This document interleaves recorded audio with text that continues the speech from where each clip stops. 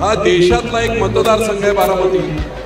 हा काय कोणाचा सातबारा नाहीये की सतत बारामतीतच 50 वर्ष खासदार पाहिजे, पुरंदरचा पाहिजे, भोरचा पाहिजे का म्हणून आम्ही यांना मतदान करायचं 5-5 वेळा, 10-10 वेळा।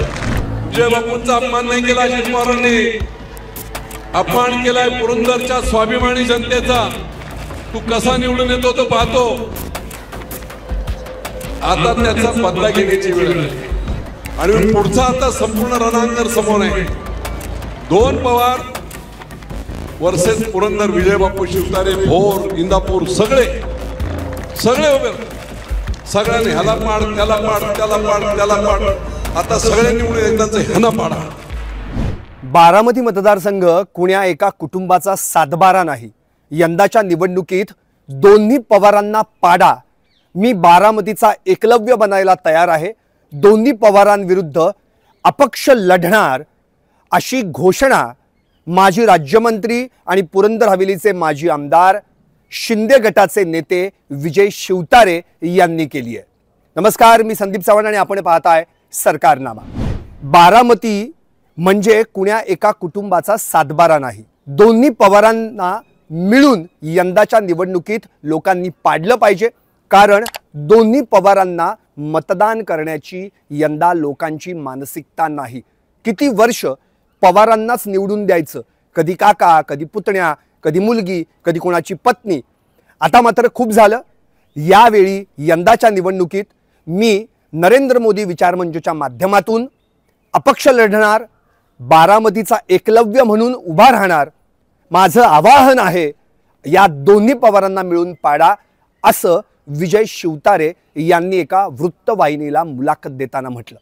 5,80,000 मतं ही पवारांच्या विरोधात आहेत। अशा लोकांनी यंदाच्या निवडणुकीत कुणाला मतदान करायचं?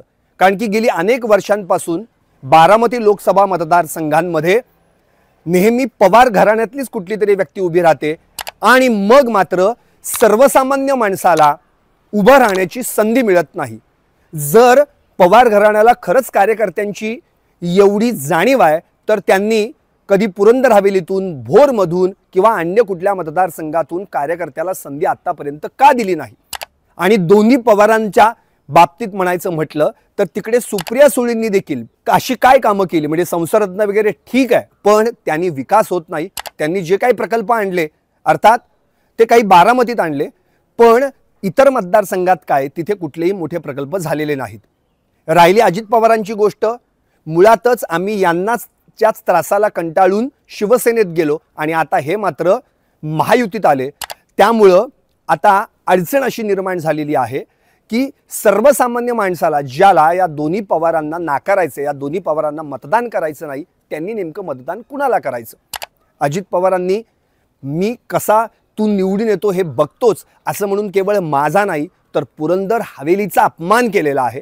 जर मी आत्ता आमदार झालो असतो तर गुंजवणीचं पाणी आणि विमानतळ देखील पुरंदरला झालं असतं, पण ते होऊ शकलं नाही। अर्थात यामागे अजित पवारच आहेत। म्हणून दोन्ही पवारांना यंदाच्या निवडणुकीमध्ये पाडा, मी अपक्ष म्हणून लढण्याची माझी तयारी आहे। नरेंद्र मोदी विचारमंचच्या माध्यमातून मी माझे विचार मांडणार। अर्थात महायुती आणि महायुतीतले घटक पक्ष काय निर्णय घेतील तो विषय वेगळा आहे, त्यांच्याशी चर्चा होईल, पण या संदर्भात मी जाहीर सभा देखील घेणार आहे असं विजय शिवतारेंनी म्हटलं। काल देखील एका कार्यक्रमात त्यांनी या गोष्टीचा पुनरुच्चार केला। याच्या आधी देखील आपल्याला आठवत असेल, बारामतीमध्ये एक कार्यक्रम होता, विकास कामांचं उद्घाटन होतं। त्यावेळी एकनाथ शिंदे मुख्यमंत्री आणि उपमुख्यमंत्री, देवेंद्र फडणवीस आणि अजित पवार देखील उपस्थित होते, सुप्रिया सुळे देखील, शरद पवार देखील त्या कार्यक्रमाला उपस्थित होते।